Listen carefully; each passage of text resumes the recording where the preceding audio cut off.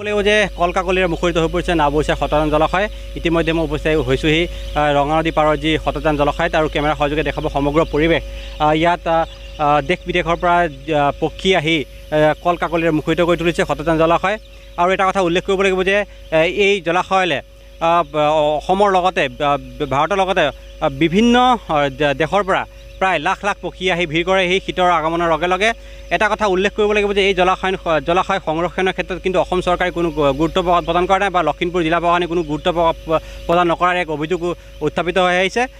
ক'ব লাগিব যে শতজান জলাশয়ত এক অবৈধ দখল কৰি ঘৰ সজাৰো এতিয়া ছবি পোহৰলৈ আহিছে। ইয়াৰ লগতে ইয়াৰ সন্ধিয়া হোৱাৰ লগে লগে যি পৰিৱেশ বিনষ্ট হৈ পৰে, যাৰ ফলত চৰাই ইয়াত যি সুৰক্ষিত হৈ নুঠে আৰু বিভিন্ন সময়ত এতিয়া বৰশীৰ যোগেদি চৰাইক যি নিধন যজ্ঞ চলি আহিছে। মই যিহেতু আপোনালোকৰ লগত জানিম যে নাওবৈচা বা লখিমপুৰৰ এক ঐতিহাসিক শতজান জলাশয়।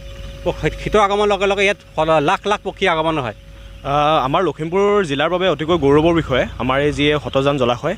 এই জলাশয়খনিত আপোনাৰ বিভিন্ন সময়ত শীতৰ আগমন হোৱাৰ লগে লগে দেশ বিদেশৰ লাখ লাখ চৰাই চিৰিকটি বিভিন্ন প্ৰজাতিৰ চৰাই চিৰিকটি আহি এই জলাশয়ত ভিৰ কৰে, এক নান্দনিক পৰিৱেশৰ সৃষ্টি কৰে। বিভিন্ন বিশ্ববিদ্যালয়ৰ ছাত্ৰ ছাত্ৰীসকলে এই জলাশয়ৰ এই পক্ষীসকলৰ ওপৰত গৱেষণা তেওঁলোকে লাভ কৰিছে, ডিগ্ৰী লাভ কৰিছে। কিন্তু অতিকৈ দুখৰ বিষয়, যি ধৰণে আমাৰ এই জলাশয়টি সংৰক্ষণ কৰিব লাগিছিল সেই ক্ষেত্ৰত কিন্তু প্ৰশাসন সম্পূৰ্ণৰূপে ব্যৰ্থ।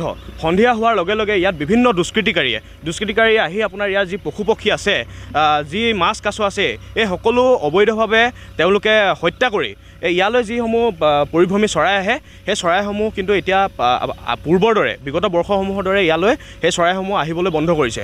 আমি লখিমপুৰ জিলা প্ৰশাসনক স্পষ্টভাৱে দাবী জনাইছোঁ। আমি স্মাৰক পত্ৰৰ জৰিয়তে তেখেতলোকক আমি বিভিন্ন সময়ত দাবী জনাই আহিছোঁ। আমি তেওঁলোকক আমাৰ যি এই জলাশয়, এই জলাশয়টি সম্পূৰ্ণৰূপে পহৰা দিয়াৰ ব্যৱস্থা কৰি তেওঁলোকে যাতে আমাৰ এই জলাশয়খনৰ সংৰক্ষণৰ ব্যৱস্থা কৰে, তাৰ বাবে আমি নাওবৈচা আঞ্চলিক ছাত্ৰ সন্থাই পুনৰবাৰ আপোনালোকৰ জৰিয়তে দাবী জনাইছোঁ। হয়, এটা কথা উল্লেখ কৰিব লাগিব যে এই জলাশয়লৈ অসমৰ লগতে ধন্যবাদ জনাইছোঁ ৰবীন্দ্ৰ উপাধ্যায়।